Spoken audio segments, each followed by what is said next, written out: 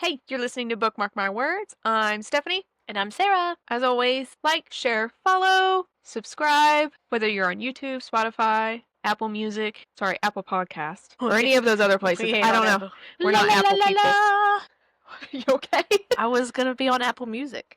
Worried me for a second. I was like, what are you doing? How was your week? That's a hard question. This week was a roller coaster. This week was a roller coaster for all of us. So work life was it was like a bittersweet. I've got a different position. Yeah, that's So right. I'm moving departments. So I'm leaving my little claims clan that I love so much. But Andy makes fun of me because I'm literally moving across the aisle. Yeah, it literally is. I've seen the picture. I went, you're just right across from where you were. But it's different. You don't get to go to the meetings and stuff. Yeah. Their department And meetings. like when they go for their Christmas dinners, I can't go. What if you just like sneak over there? Well, that's what I told him. I said, I'll pay for my own dinner. Like, still let me come. Yeah, just Because like each department gets money to take their department out. So of course I'll go with my department because I love my department too. All the people I work with in that department are it's great just too. different.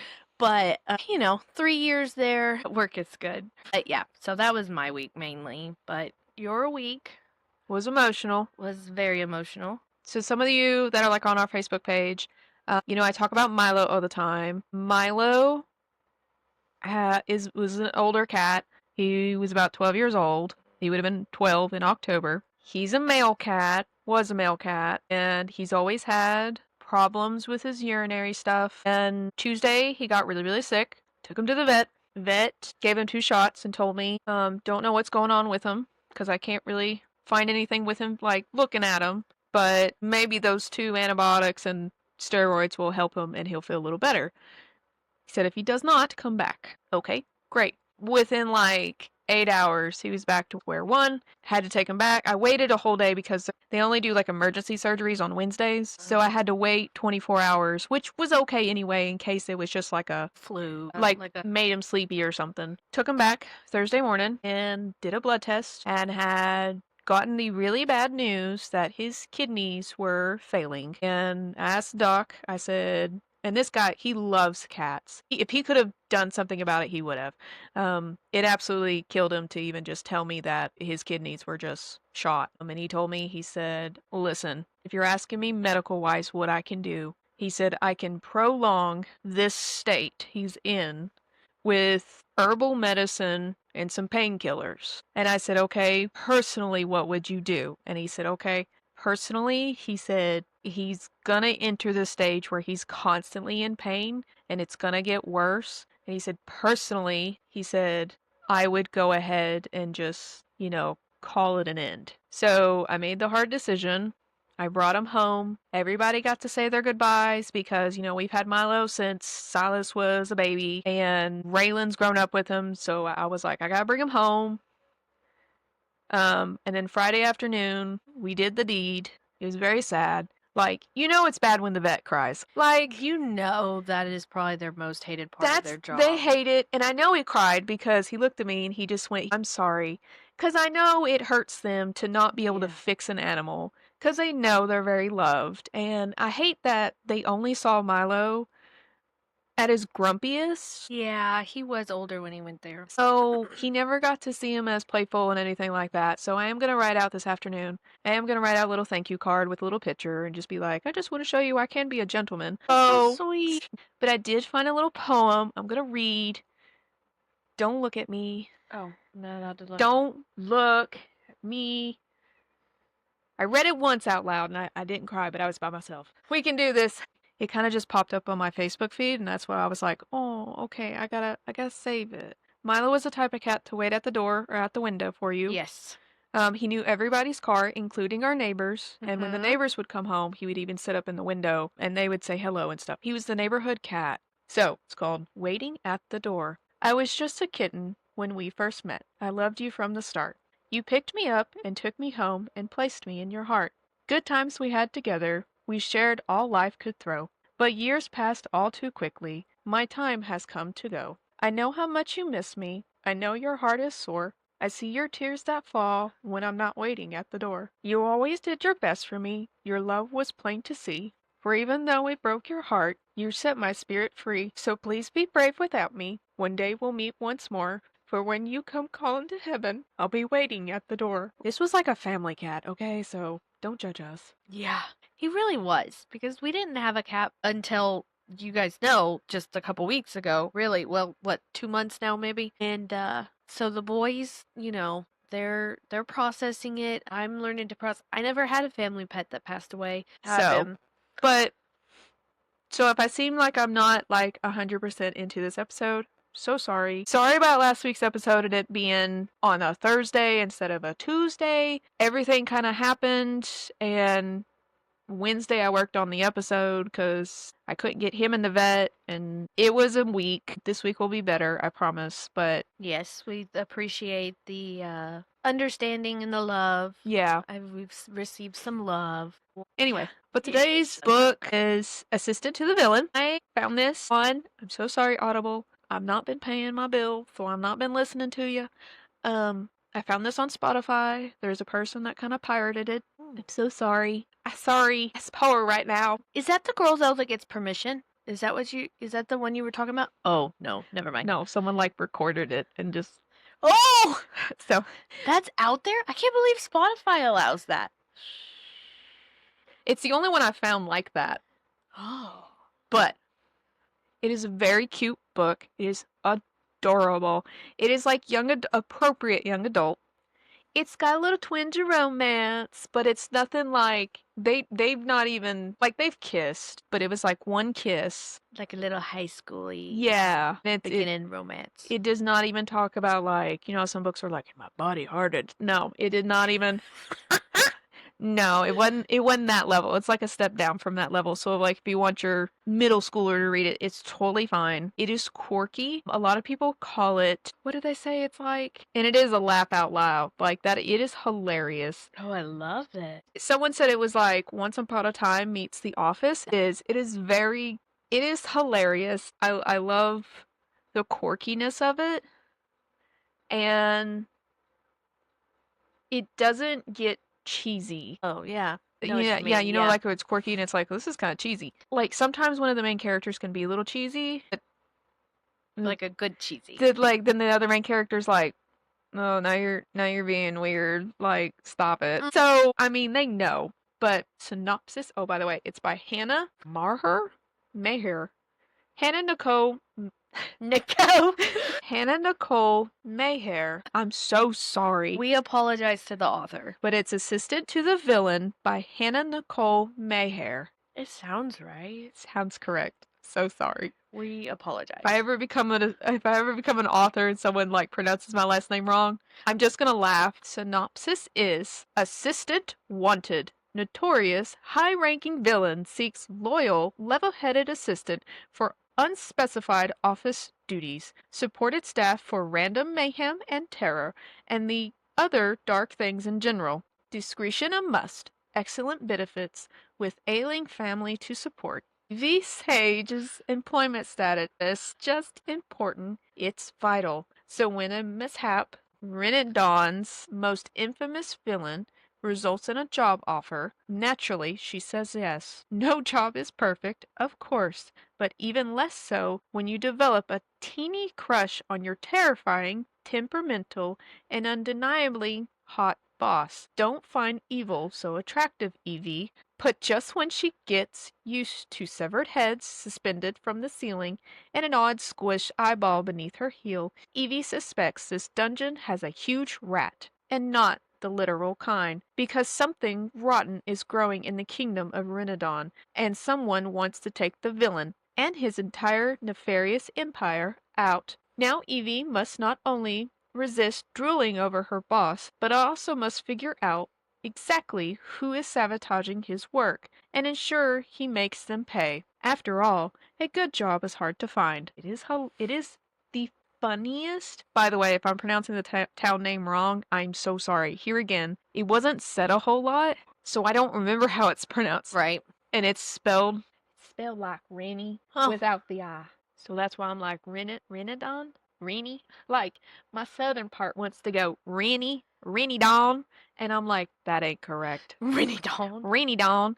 And I'm like, there's no I there, I mean, if Stephanie. they were in the South, it'd be Rainy Dawn. I don't know. They're in a fantasy world. Anyway, so you start out with Evie. She's walking through Rainy the woods. Dawn. I'm sorry, I'm stuck on Rainy Dawn.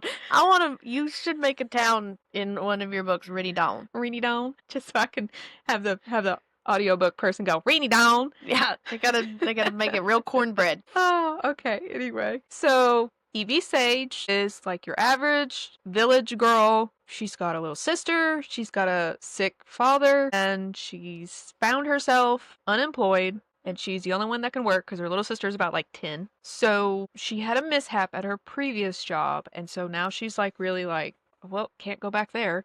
So, in which you find out what happened. Men, side note, this book does discuss an attempt of sexual assault. It's not detailed, just be aware of it. I was a little shocked. Just be aware of it. Anyway, so she's walking through the woods, and all of a sudden, she hears a bunch of men in the woods, and she's like, what's that noise? You know, it's kind of odd. And so she kind of heads towards it just a little bit, and then all of a sudden, something just like snatches her out of the bushes. Oh, She just like gets snatched. that's why you don't go towards the noise. Yeah. And it is the villain. You don't know his name. He's called the villain through most of the book until you get to his point of view, because it is dual point of view. I like it. He doesn't have a whole lot of chapters. It's a delicate balance. He doesn't have a ton of chapters, but when he does, it's very important because a lot of it's about like his emotions and his past. So a lot of backstory for him. Backstory for him, and I like the way he does it. It's not just her. And so the village snatches her off the road, and he's like, "I need you to be quiet. Like, just lay here." And she's like, "I think you twisted my ankle." Like, and then she's kind of just, he's laying like on top of her, and he's like, "I need you to be still. I need you to be quiet. You're gonna draw attention to us. I didn't want you to walk over here, step on me, and scream." So that's why he snatched her out. He's like, "I'm not gonna hurt you. I just need you to be quiet until these guys pass." And she's like, "Think you twisted my ankle." And he's like, "Think you're gonna be okay." They kind of go back and forth in a banter, and he's like, "Are you not afraid of me?" And she's kind of like, "No." And then it's not until like a little bit later that she figures out this is the villain, even though she recognizes he's very, very attractive because no one knows what the villain looks like. And she's just like, "No, I'm not afraid of you. I got this big knife on me." She's very witty, and she's very much just like a roll with the punches Evie, but she's got a very dark side, which I kind of like. Um, yeah, and it kind Anyone of, that walks around with a giant knife. yeah, she's just kind of like, I can defend myself. Here again, I don't know why she's southern. That country bumpkin in me is just taken out. But the guys eventually go away, and he gets up, and he's like, okay, thanks. And she kind of like follows him a bit, and he's like, we need to get away from them. So they kind of tromp through the forest, and once they kind of come out, he's like, because she's kind of just rattling off to herself, like, oh, this is a great day. I lost my job, blah, blah, blah, blah, blah. And just kind of talking to herself. And he's like, do you need a job? And she's like, no. Why? And then he's like, I'm looking for an assistant. Sir, you just drug me in a bush. Yeah. And she's like, well, and he's like, listen, it's at the castle. You're very protected. You're not going to like run around with me. It has benefits. Which is so funny to hear in like a fantasy book, and it's like, it's got benefits. Even the villain offers benefits. You got a healthcare package. Come on. Some of these employers need to step it up. Step up. He's even got a doctor on site. He does. Her name's Tatiana. I love her. Anna. But he's like, great benefits. You can take off whenever you need to. I'm not going to make you do anything you don't want to do. You know, Yeah. if you want it, come to the castle. And everybody knows where the castle is. So she takes him up on it, and she's like, I kind of have to go take this job. I have no job offer. I can't do anything. Right. What were you about to say? I have a question about this castle. Okay.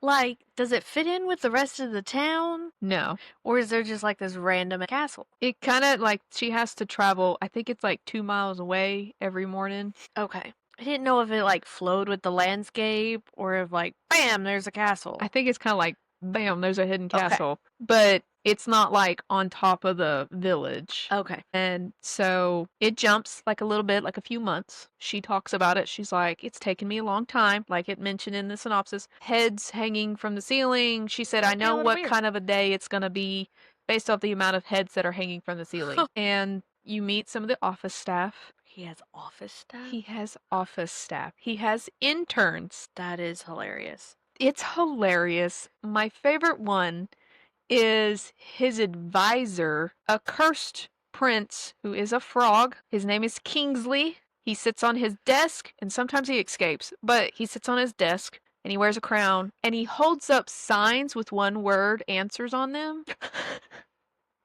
when he wants to talk. Yeah, he's hilarious. He's one of my favorite characters. My next favorite character is Blade. He is the dragon tamer. He came to How them do a you little. apply for that job? Well, that's a story in a story. But he came a little after Evie, because the villain was looking for mystical creatures and a tamer for them. And he kind of just showed up and was like, "Hey, I got a dragon egg, and I know how to train it. I'm a trainer." He is super off the wall. They talk about his outfits all the time. Like he'll be wearing like orange pants and a pink vest.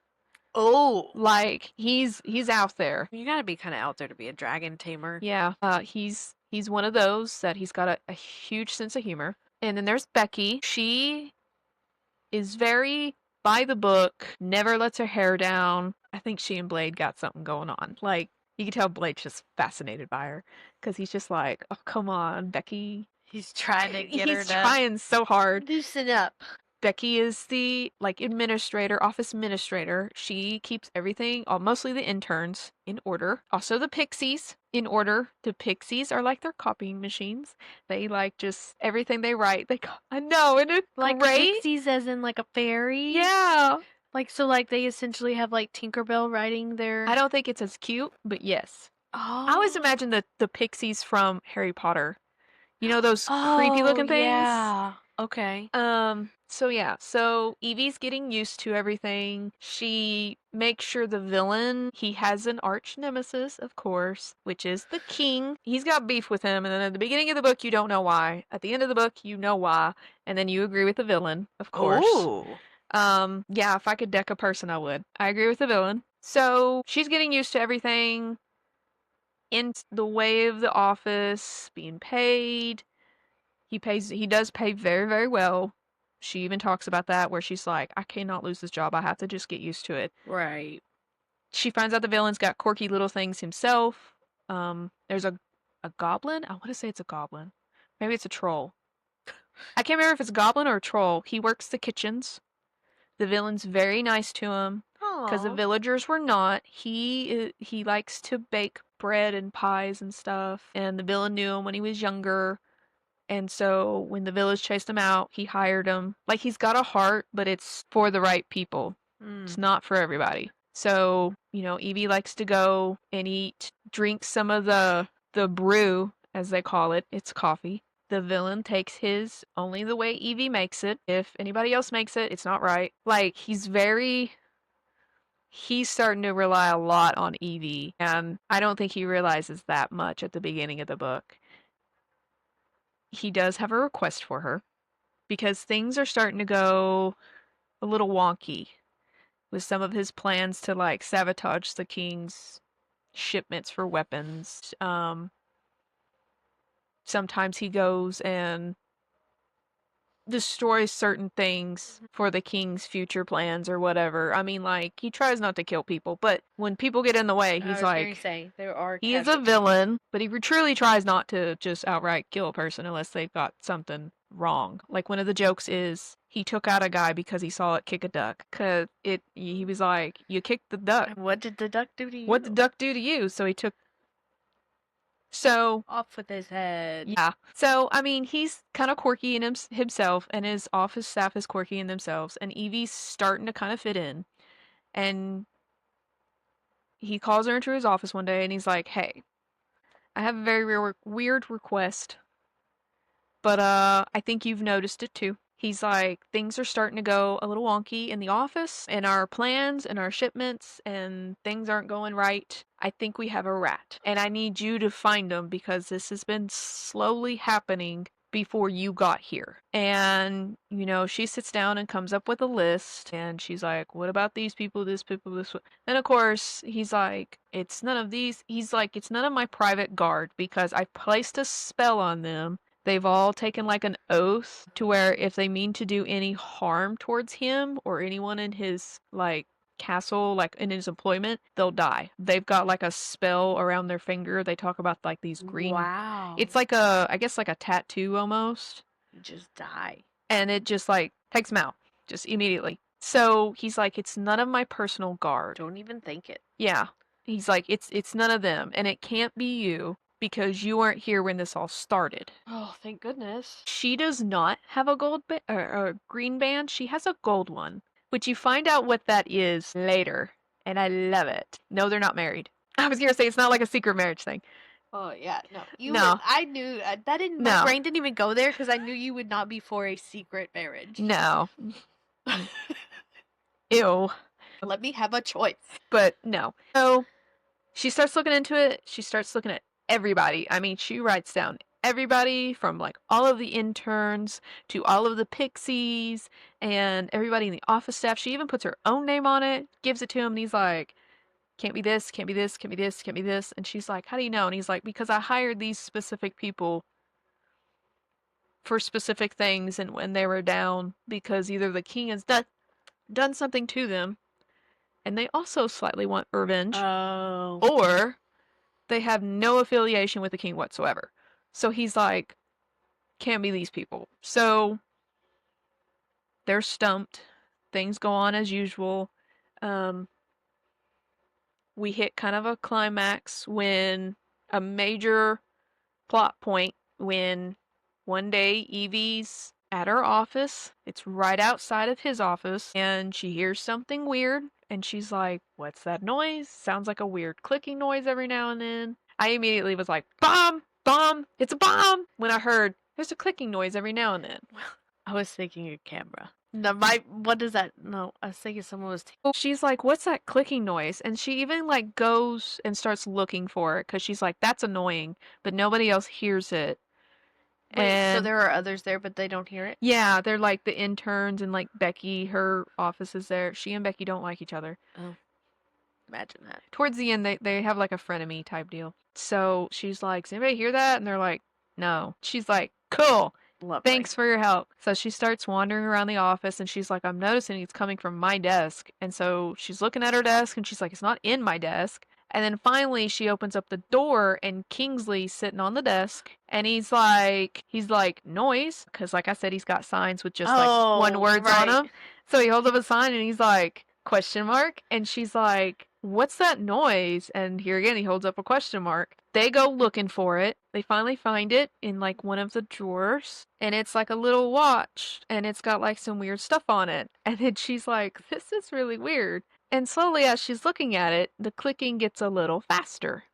No. Run! And so Kingsley holds up a sign that says, bomb? And she's like, bomb? And he's like, run. So she goes running out of the office past all of these interns and Becky, and she's like, where is she going? And then she kind of sees what's in her hand, and she's like, you'll never make it outside. And she's like, go out the balcony doors. And so she heads out the balcony doors, and she's like running. Little hint about Evie, she's kind of a klutz. Oh, so of I course, relate. As she's running, boom, she trips. I mean, honestly, I would trip too, because I'd be like, oh my gosh, oh my gosh. Why? Yeah. Why? Yeah, and it's a castle, and it's old, so it's uneven. Right. But it switches, like right at that moment, of course, it switches to the villain's point of view. And the villain is coming back from checking one of his like little storage houses that he stores up some of the stuff, and it's been raided, and he's looking at his men, and some of the men have been killed, and he's like, my guards have been killed. He's PO'd.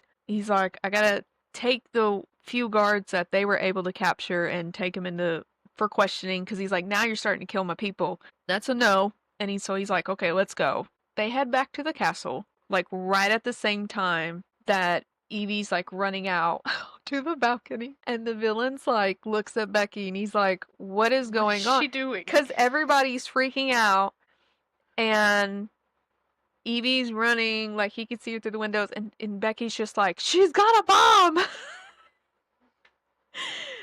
It is hilarious how it just like all unfolds. And so he's like, bomb? She'll never make it. And then of course, like right at that moment, he sees her like fall, and he's like, oh crap. And great. Yeah. He goes running out after her, and he does save her.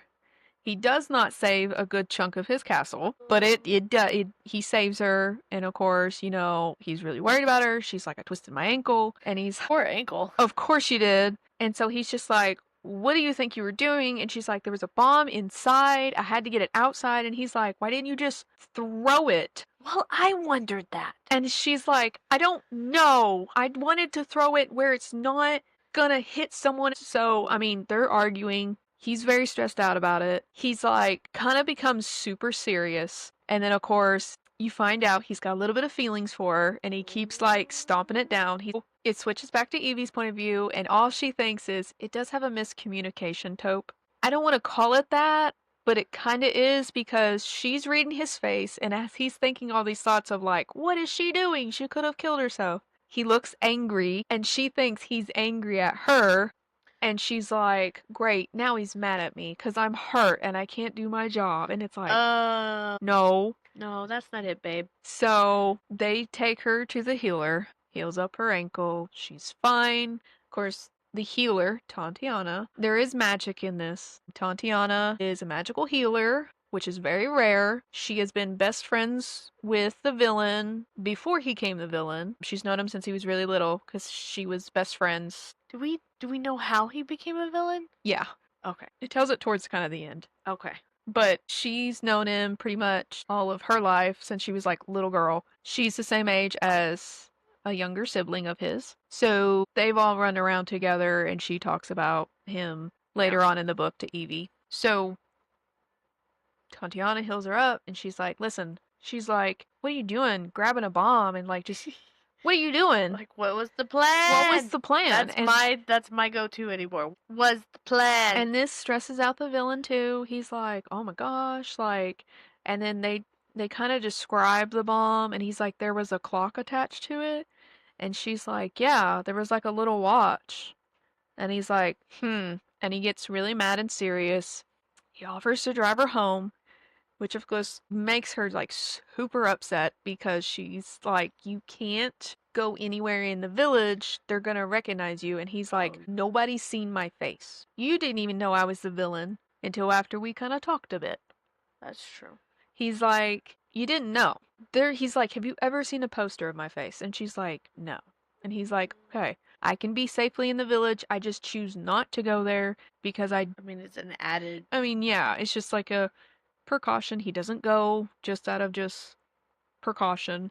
He normally sends someone from the office or an intern. So he takes her home.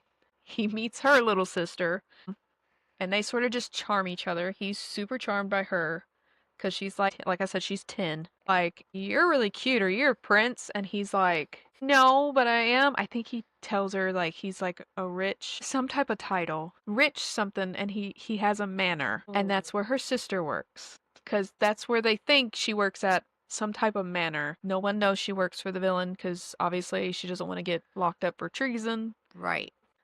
This is where you first hear his name, and Evie's like, that's a dumb thing. Stop. Later on, she's like, did you just make up that name? And he's like, no, that's my name. My name's Tristan. And that's a dumb name? And then apparently she's like, I was expecting something like off the wall. Tristan Maverine. Okay, and the Maverine. It's so funny because later on when her sister, she's like, you've got school tomorrow, go inside and I'll be in to make dinner soon. And she's like, okay. And so she's like, that's an off the wall name. Like, where'd you come up with that? And he's like, that's my name. I didn't make it up. It's my name. And she's like, someone else did. I thought you'd be named something different. And he was like what? And she's like, I don't know, Fluffy. And he's like, Fluffy's not an intimidating name. And she's like, I mean, it can be in context. And so that's their banter, how they go back and forth. I like banters. I love it. It's adorable, but it's not like super cheesy. And so he like hold on to that, Fluffy. Hold on to it. He goes back to the manor, and everybody's gone. He's thinking about who could be after him, and he cannot come up with a person. He's like, there's nobody in my office that could be like after me. I've never hired anyone that I think could possibly be working for the king. Shoots back to Evie. Over the next few days, of course, Evie goes back to the castle, and she's trying to think, okay, now, like, who had the opportunity to plant a bomb in his office? Right. So she's like, who has keys to his office? Okay, just me. and him and Becky, and she's like, she brings that up, and he's like, Becky couldn't have done it. He's like, Becky would not do that. I don't know what Becky's story is, but he's like, 100% Becky did not do it. Do we ever find out who does it? Yes. Do we get okay? I Yeah. didn't know if it was a It does come cliffhangery. full work. But he's like, but I think I know who might have made the bomb. And he's like, I need you to come with me to the tavern. Because they have like a, it's so funny.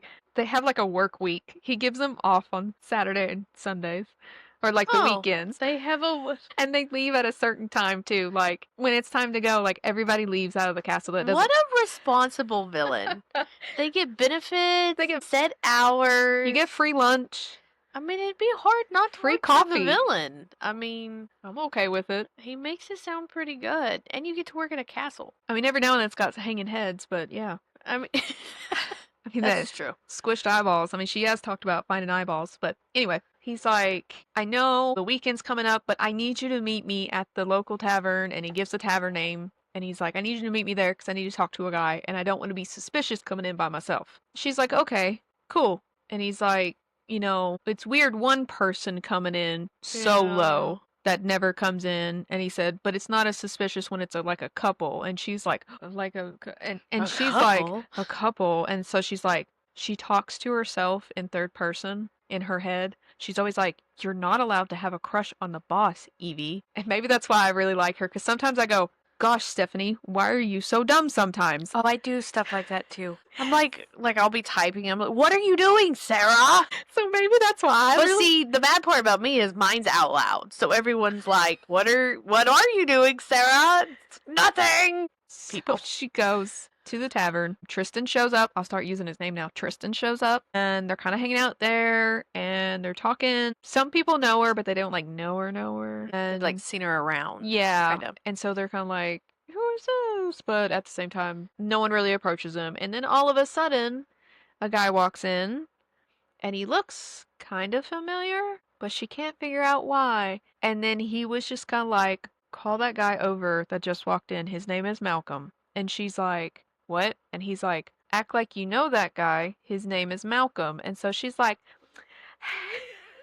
God, hey, I would Malcolm. be so bad at that. And that's what she's like, well, this is awkward. And so she's like, hey, Malcolm, nice to see you. And he's like, okay. And so he walks over, Malcolm walks over, and he's like, what are you doing here? And she's like, and then she realizes he's not talking to her. He's talking to Tristan. Oh. And Tristan's like, I need to talk to you in private. And they're like, wait a minute, they know each other? What's happening? And he's like, okay, we'll go to my office, which is the alley behind it. Tristan goes to like beat the ever-loving poo out of this guy.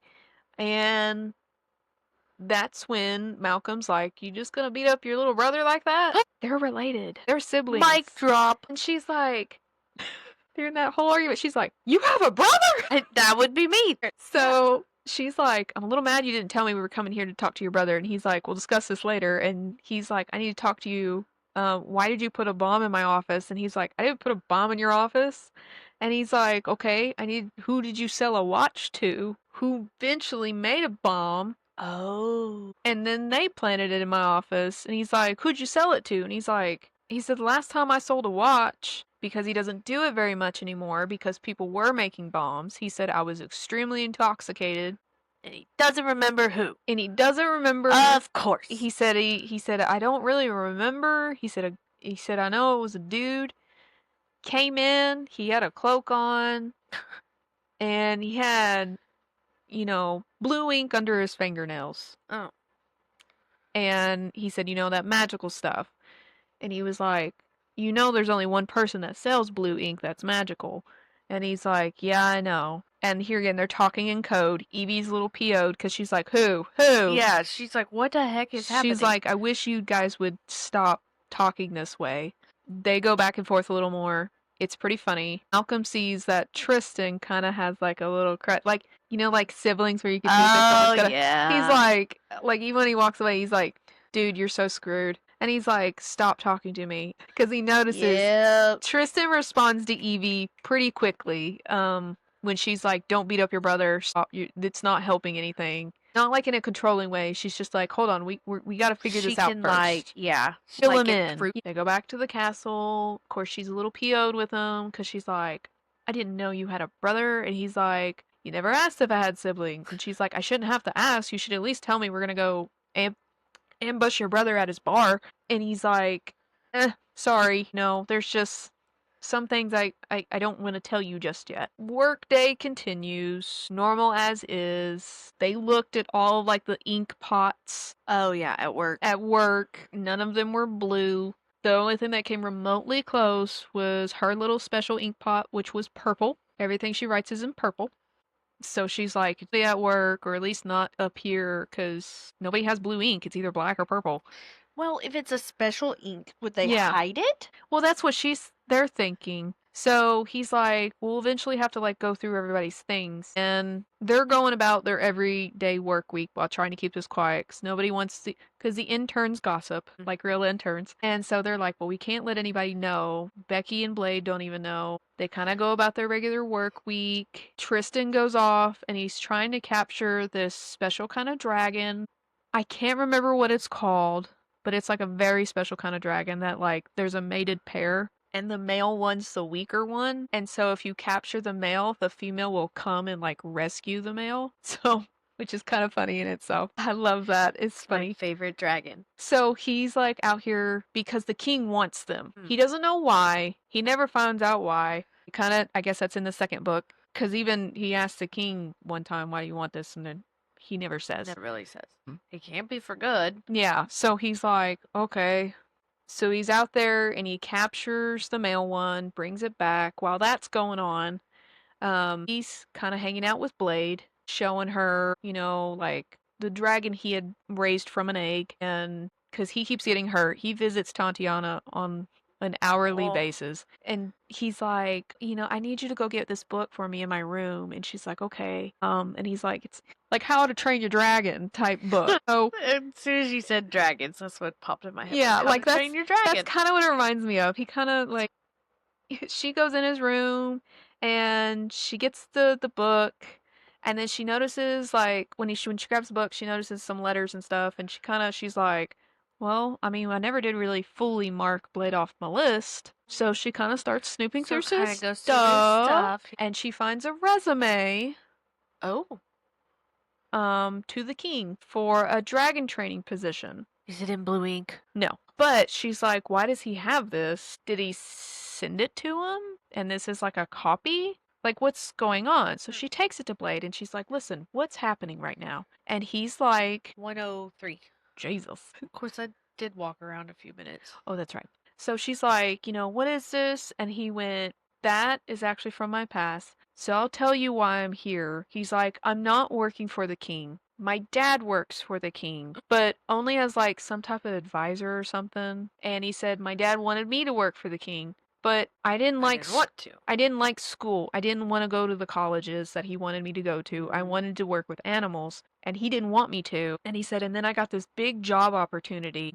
I just didn't go to the meeting, and then I found out that the king had an egg, and he kind of stole the egg and ran away. He said, I knew that the king was going to use the dragon for something bad. He said, so I just kind of stole the egg, and I thought, Is that the egg he had when he ended up there? yeah. And he said, so I just knew I couldn't go home, and I couldn't stay there in the capital. So I was just like, I think I gotta go work with the villain. So I just kind of showed up on the doorstep and went, hey, I saw that you guys I have a dragon! put out in the paper you're looking for mystical creatures and a trainer. He said, so I lied and said that I was a trainer. He said, I'm not. I just really like animals. So he has no idea what he's doing with He these has dragons. no idea what he's doing. And he even like just plainly asked her, he went, is this about the trader that's somewhere in the castle? And she's Yeah. like, yeah. And he went, You don't look very good right now, dude. yeah. And that's pretty much what she tells him. And he's like, I'll explain everything. And she's like, you got to. And she's like, listen, I'm going to give you a few days. And then if you don't fess up, I'm going to have to tell him. Yeah. Because I don't want him to get super angry and think that you're betraying him. He's like, okay, cool. Tristan comes back with the special dragon, locks him up. Of course, it upsets him. Sends out a little link to his mate. Storm happens. Everybody's got to stay at the castle. Here again, Evie, you just need to stay where you're at. Female shows up. causing absolute havoc. And so he's like, let me handle this because it's too dangerous for any of you guys to go out there. He said, let me and my guards handle this. They go out. Of course, a lot of the guards get like taken out. And so Evie's like, he needs help, and just runs out there. Bold face, just runs out there. She gets in the way. She nearly gets killed. Tristan saves her. Um, this is when you start to realize that Tristan's got his magical powers. He can like Oh. see where the weak spots on his enemies' bodies are, which is a pretty apparently That's amazing. it's apparently a very, very dangerous skill to have. So, he gets the dragon, locks her up too, saves Evie. Here again, Evie's injured. She's got like, I guess this dragon can like produce some type of acidy like air, so you can't let it breathe on you. And so that's what she accidentally like put her hands up. Oh. So she's burned. She goes, gets healed. Tatiana's like, again, you gotta stop doing this. Girl, I know. Yeah, so a few days passed. Like everything's like over the course of like a few months. Like this book takes place over a few months. It kind of skips, but you don't really notice it. Yeah. It kind of just, and then it's like, oh, and then the next week we did this. Tristan takes Tatiana and Evie out. He's like, we're gonna go visit someone. And they go out into the middle of the woods, and then there's a tiny little cottage, and they run into this girl out there, and she kind of just pops up out of nowhere. Here again, Tristan just starts like questioning her. And Evie's like, what's going on right now? Yeah. Here again, she's like, why are you so aggressive towards this person? Yeah. And he's just, finally explains, Tatiana finally explains, that's his little sister. She sells magical ink. It's the only place in the village that so you she's can. the one person. She's the one person. And so they're like, that's the only place you could get magical ink. And so he's like, Are his siblings trying to kill him? well, that's what you think for a good while, but no. Because she's like, I sold it to a man. He came in, don't know. He was in a hooded cloak, never saw his face. Cloak man again. And she's like, I don't know. It was a male. He was cloaked. He said he gave a fake name. And you just gave it to him. yeah, and she's like, he didn't say what he wanted it for. And she said, so I sold it to him. She said, I gotta live out here. And you find out that Tatiana and her had like a little fling. They were a little more than just friends. They were a little bit of lovers. So they have beef. So not long after they go visit their sister, Tristan's going through some things, and he finds in Evie's stuff a thing about a resume to the king. And he gets super mad. He's like, what's this? And she's like, she doesn't want to just like throw Blade under the bus or drag him, but she's also like, hold on, I can explain. Yeah. Did you not, did Blade talk to you? And he's like, no, why would he talk to, I'm talking to you right now. They have a huge fight. Evie gets mad and she's like, listen, if you can't trust me when I say that is not what it looks like, then maybe I just don't need to work here. She quits. Ooh. She goes home.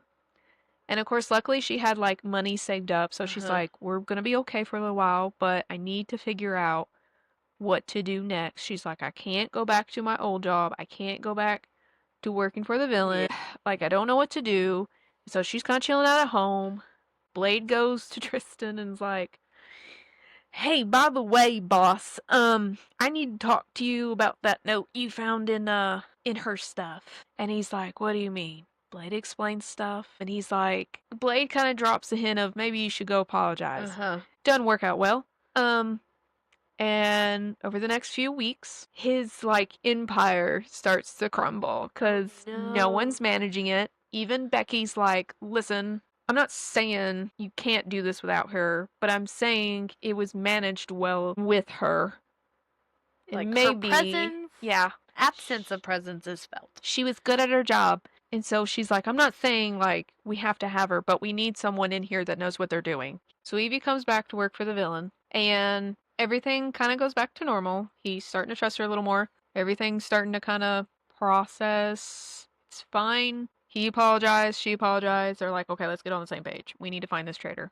Blade's doing his job. He's finally figured out what's making the dragon, his dragon that he raised from an egg, is making it so upset. It doesn't like to be chained. Oh, so he removes the chain. Oh, and he gave it a name that Tristan ironically named Fluffy. He named it Fluffy because he was like, I don't know a good name. I feel like it's also your dragon, so what do you want to name it? And he's like, name it Fluffy. That's what he sarcastically said when Evie was absent, and then so Fluffy became the dragon's name. But Blade removed the chain, and around the chain it said the villain will fall. So Blade goes to the villain and he's like, hey, these magical chains you bought, where'd you buy them? Because it says the villain Got will something. fall. Yeah. And he's like, oh, from just the local blacksmith. And Evie's like, oh. And he notices she acts weird. And he's like, oh, isn't that your last employer? And she's like, yeah. So they go together to the local blacksmith. You find out that was Evie's last employer. And you find out why she quits. I'm going to speed this up just a tad bit 'cause now it gets like really detailed. You find out why she quits. And then you really find out why he did what he did. Nothing happened in detail. It was just like he proposed to marry her and he's like old man, creepy, blah. And she's like 23, 24, and she's Right. like, absolutely not. And then thought she could just continue working for him. And then he kind of was like straight up attacked her with a knife. It was a magical knife, so it's got like a magical scar, and anytime she's super close to it, like it really hurts. Tristan finds this out, kind of punishes the dude. He don't kill him. He just kind of like beats the loving tar out of him, and they go back to the castle. Of course, she's a little emotional, and he's like, it's okay. So things go on as normal. Evie's still working for the villain. She gets an invitation to go to a party, and she's like, I kind of feel like I should contact Tristan, but at the same time, I feel like I need to go because I had a thing in there talking about her father and healing his illness. A soul healer is what I'm going to call him because that's kind of what his initial magic trick is. She gets there, she runs into Blade. He also has an invitation. And then she runs into Becky. She also has an invitation. Weird. And they meet the soul healer, and you find out that is Tristan's dad. Super weird. Tristan's little sister's there, and that's when Evie's like, wait a minute, why? And then Tristan shows up, and Tristan's like, one of my guards told me that some of my office staff was coming to a party and I wasn't invited. And Oh? he's kind of like sarcastically mad about Yeah. it, but he's also kind of like, why would you do this? You know this had to be a setup, right? Boom, dragon attacks. Boom, King's guards attack. Oh. They panic because Tristan's kind of like torn. Should he protect his office staff? Should he fight the guards? Should he get the dragon? He's all over the place. He does. Blade and Tristan's little sister get the dragon. They secure the dragon again. That's the special dragon, not the one that Blade's raising. Blade showed up with. Evie and all them, everybody got out. This is where Tristan and Evie kiss because Tristan got knocked out and she's convincing the King's guards that they're just regular civilians just here just to heal Tristan. Oh. The stress of it made him pass out. Oh, he's just so. And then Tristan wakes up and she's like, I have to keep him calm. And so she kisses him for like a really long time. And Tristan's where he got whacked on the head. He thinks he's dreaming. And then he's like, this is such an odd dream. Why is my dad here? Why is Becky here and why is she covered in blood? What's happening? And he's like, this is not a dream. And they convince, by pretending to be a couple, they convince the guards, hey, He's just regular run of the mill. we're just regular people. Everybody gets let's go because it's not like against them to do magical stuff. They go back. Everything kind of sorts. Let's just say Evie goes home and she figures out who is the traitor, and it's really close to home. And it's not, I didn't suspect it until later, but she gets a clue from Tristan's sister. She talks about a customer that comes in all the time, and he uses a very particular name, and it sort of clicked with Evie. She's like, what an odd name. And she keeps her face blank, and then she says Is goodbye. it close to her home? Uh-huh. Oh. I'll tell you in a second. I know. I know. We tell each other after we turn off the mics. I don't want to tell you guys because it's really good. It wraps up, and then you find out who the traitor is. It's very shocking. It's a very emotional scene, and then it kind of goes, Tristan comes in, saves the day. And then it leaves you on a cliffhanger because the king kind of shows up and ruins everything. And now Evie's gotta almost save the villain. Like, now the tables are turned. And I guess that's where it leads into apprentice of the villain. And then the third book is the accomplice to the villain. And I really wanted to talk about this today because I found out they're making it a TV show, and I'm so excited. Ooh, They're making you told it. me that. I forgot, though. I don't know what. Who's picked it up? Do you know? I don't know. I didn't get a chance to read the article. It was just like a little poster that just said it has been confirmed. It has been picked up for a TV show. Yay! And she is help writing the script. Good. It usually does better when that's the case. So I'm a little excited. I hope it doesn't look cheesy on screen. Right. But it's definitely gonna have like drama to it, and it's gonna have humor. And I love shows like that. I love it when it's like, oh, this is hilarious. You But gotta also, have a little. like, I don't know why I'm getting like supernatural vibes. Also found out that Verity is getting a movie? Yes. Which Movie. we knew, but they've released the release date. I know they released the poster, and it's got Anne Hathaway in it, and I'm so excited. And it's got that one. October 2nd of 2026. Okay. So we've still got like a year. What's the man's name? Jake? No, not Jake Gyllenhaal. No. What is his name? He was in Pearl Harbor. He's really good at playing a bad guy. Um, Who's Dakota Johnson? and she's the girl that moves it. Because Anne Hathaway is Verity. Yeah. So, But I know he plays an amazing, like, villain type character. So well, they've finished filming. They have confirmed that. I did know that. I read that somewhere that they finished filming, but they got to do all the rest of the fun stuff. Yeah. What else was it? There was another movie that was coming out. I can't remember. Well, like all of Colleen Hoover's is coming out. You've of course got the one that we really love. I know we talked about it last episode. Yeah. Yes, October 24th of this year. And then Reminders of Him is releasing next year, as is Verity. Yeah. And then I really like the book kick that they're on. Yeah. Because I've seen other ones I will say though, I kind of hate it when all movies are books. I feel like they've run out of original ideas. Yeah, like I didn't realize how old I was the other day until we went to the movies a while back with some friends. I did, not we. I went to the movies with some friends, and my friend went, everything's either a prequel, a sequel, or a remake. And I went, oh my god, it is. And she went, or even just like like the Marvel movies. Yeah. Like it's technically based off a comic. It's technically based off a book. I don't think they have. I don't know. I mean, I'm not dogging. I don't have. I mean, the I'm not original dogging them ideas, as long as they do it the right way. But I feel like maybe they've gotten a little better about doing book adaptations. You kind of have to include the author. Yeah. If you don't include the author, it does not come out right. It doesn't work. No. And I think a lot of times I'd rather see it as a movie versus a show. See, I'm kind of the opposite. I think it depends on the book. I think yeah, if like, it's a big book, would not know. Reminders of Him, Regretting You, that can't be a show. No. Like that, they're going to have to fluff it up a lot to make it a show. And that's when it becomes not the book to me. If it's a series, especially a long series, yes. like Game of Thrones, that could never be a movie. That could have never been a movie. No. Harry Potter, Hunger Games, stuff like that, that can't be a movie. Harry Potter is a movie. Or a show. I was like, incorrect. But Harry Potter is a movie. Harry Potter is a TV show. Hunger Games is a movie. How did That's they what do we those just so said. well, though? Because they're such big series. Game of Thrones is a series, and that's why they made it a TV show. Hunger Games was fine as a movie. Harry Potter was fine as a movie. I think they could have done it. If they made the TV show very short, Hunger Games would have been okay. Yeah. And Harry Potter, I think, worked as a movie because they made them so long. Yeah. So it was okay. If they had come out originally and made them a TV show, it would have been fine. But it's like someone said, it takes them a lot longer to get the editing and stuff for a TV show because you have multiple little snippets. Yeah.